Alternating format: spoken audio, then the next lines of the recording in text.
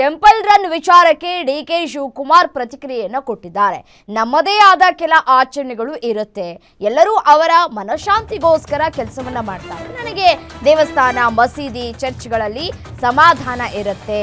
ಮನೆಯಲ್ಲಿ ಪೂಜೆ ಮಾಡದೆ ನಾನು ಹೊರಗೆ ಬರೋದಿಲ್ಲ ಅಂತ ಹೇಳಿ ಅವರು ಹೇಳಿಕೆಯನ್ನ ಕೊಡ್ತಾ ಇದ್ದಾರೆ. ಸರ್ಕಾರದವರು ಟೆಂಪಲ್ ಮುಚ್ಚೋಕ್ಕಾಗತ್ತಾ?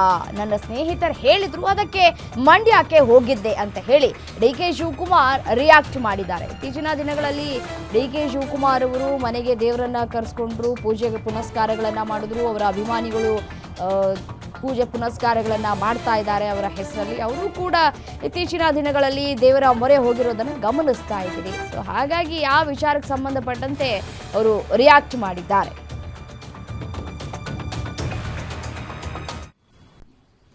ನಮ್ಮದೇ ಆದಂಥ ಒಂದು ಆಚರಣೆ ವಿಚಾರದಲ್ಲಿ ಇಟ್ಕೊಂಡಿರ್ತೀವಿ.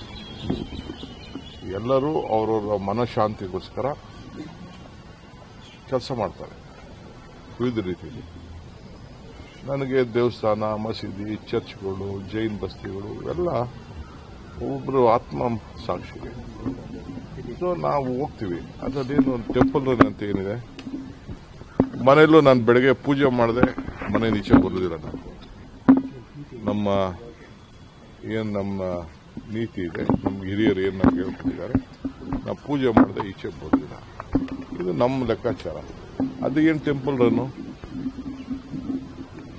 ಈಗ ನಾವೆಲ್ಲ ಸರ್ಕಾರದವರು ಟೆಂಪಲ್ಗಳನ್ನೆಲ್ಲ ಮುಚ್ಚಿಬಿಡಕ್ಕಾಗ್ತದ? ಟೆಂಪಲ್ಗಳಿಗೆ ಪ್ರೋತ್ಸಾಹ ಕೊಡ್ತೀವಿ. ಹಳ್ಳಿಗಳೆಲ್ಲ ಟೆಂಪಲ್ ಉದ್ಧಾರ ಆಗಬೇಕು ಅಂತ ಬಂಗಾರಪ್ಪನ ಕಾಲದಲ್ಲಿ ಆರಾಧನಾ ಸ್ಕೀಮ್ ಮಾಡಿದ್ರು, ಹಳ್ಳಿ ಟೆಂಪಲ್ಲು ಇರಬೇಕು ಅಂತ.